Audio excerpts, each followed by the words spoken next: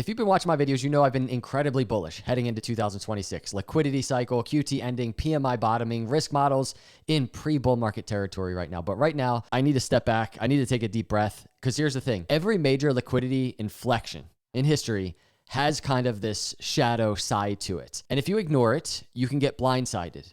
This is something that actually happened last cycle. So today what I want to do is I want to flip the script a little bit. It's not bearish, it's not bullish, but it's just a real talk type of just discussion about the risks that could derail, delay, or distort everything that we've been talking about in recent videos. And I want to really bring data into this aspect of everything, into the risks that are here. Real headlines, real warnings, real data, because the best way to respect a bullish thesis is to pressure test it. So if you've been finding this content valuable, please hit the subscribe on the way in. And let's start with a big one, monetary policy. While everyone's celebrating quantitative tightening ending, I mean, I've been talking about it nonstop, there's still a risk that the Fed has to tighten through guidance if inflation doesn't behave. Just look at this headline. Fed fractures deepen as Barr signals inflation concern. Atlanta Fed President Bostic just warned, and I quote, that forward-looking indicators suggest inflation is unlikely to decline substantially for some time. And Dallas Fed President Lori Logan stated progress on underlying inflation has stalled. If services inflation or wage growth reaccelerate, the Fed can and likely will push back on rate cut expectations, financial conditions easing, and risk on behavior. So even with quantitative tightening ending, the Fed can still keep the balance sheet flat, maintain high real rates, verbally tighten conditions. And this is why I often say we talk a lot about post-quantitative tightening. We're not so much talking about quantitative easing. So the translation here is liquidity improves structurally, but risk assets might not get the green light just yet. And historically, when markets front run the pivot, Powell reminds them who's in charge. Now, obviously, Powell is being replaced in May of 2026, but still, we need to keep this into context. We can't rule these things out. The second risk is the bond market itself. IMF warns sovereign bond markets face pressure from widening fiscal deficits. Term premium hits highest level since 2011. The US Treasury is issuing massive amounts of debt. At the same time, the Fed is no longer the big buyer. That sets up the potential for a term premium spike. According to the IMF, term premiums are back to levels not seen since before the global financial crisis, about 20 years ago. So what does that look like? Long end yields jump, mortgages, corporate debt, and refinancing costs rise, stocks and crypto derate on valuation alone, even with liquidity rising in the background. This is what the UK saw in 2022, the LDI blow up. This is what the US flirted with in 2023. 10-year yields exploding higher. So this is basically like the bond vigilante scenario. If long end yields pop unexpectedly, it can override the bullish liquidity rotation temporarily. Now let's talk about plumbing accidents, repo, reserves, and leverage. Now this is where I really want to bring into play something I said in a recent video. If bank reserves fall too far, volatility can get crazy. Repo market stress can create temporary drawdowns. And I didn't say that randomly. Look at this headline. BIS warns of hedge fund leverage in government bond markets. The new BIS chief just said, and this is critical, around 70% of bilateral repos taken out by hedge funds in US dollars are offered at zero haircut, meaning that creditors are not imposing any constraint on leverage. So this is the exact setup that caused the 2019 repo spike. Hedge funds using enormous leverage, 18-to-1 ratios according to the Fed. Basis trades tied to treasuries now estimated at $1 to $2 trillion. Repo markets depending on ample reserves. And reserves currently drifting toward the lower end of ample. If the Fed miscalculates and reserves get too low, you can get collateral shortages, repo rate spikes, forced deleveraging, and a sudden dash for cash. Now, that has nothing to do with the macro thesis, but everything to do with plumbing. In 2020, after quantitative tightening ended, we got COVID. A global shock. So we have to respect that macro shocks can hit right when the cycle turns. And then there's this one. What if the awesome PMI chart and the PMI doesn't follow the script? A massive part of my thesis is this. Crypto booms when PMI recovers. OECD, global growth slows to 2.9% as trade policy uncertainty weighs on demand. This could mean a weak PMI rebound, a slow grind instead of a clean V-shaped recovery.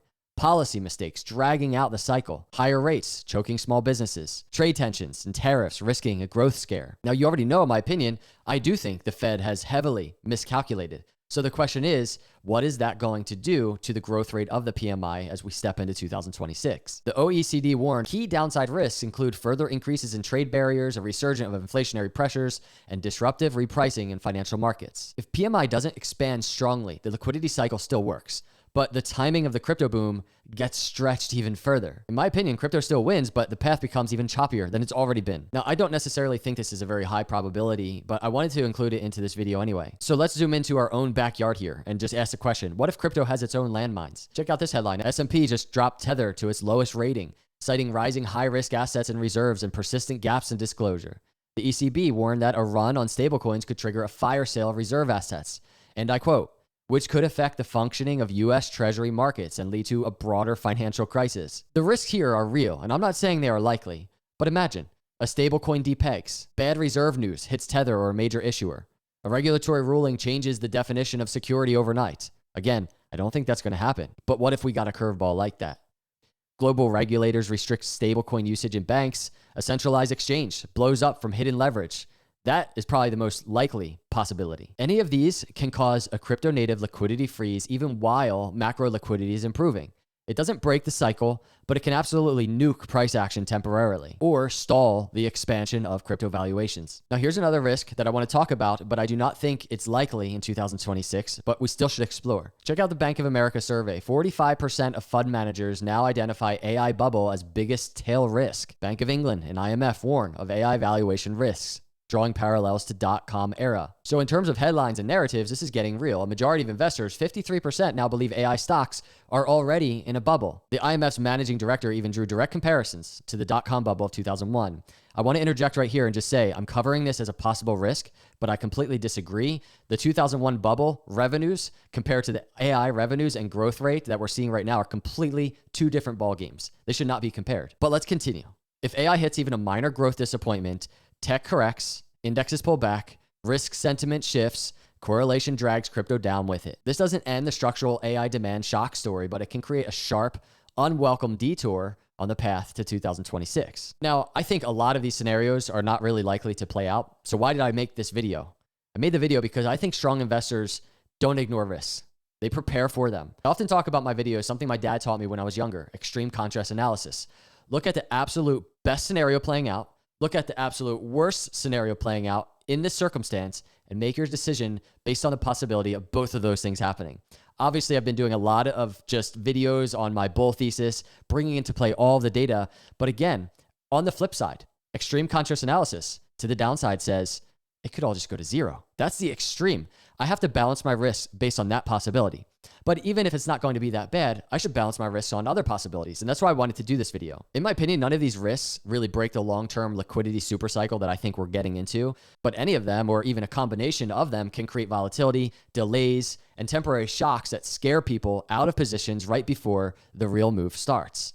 That's something I think has already been happening through 2025. And I just want to be ready for that. And I want you ready for that as well, just in case it happens. So let me know in the comments what you think is the biggest actual risk right now for crypto as we step into 2026.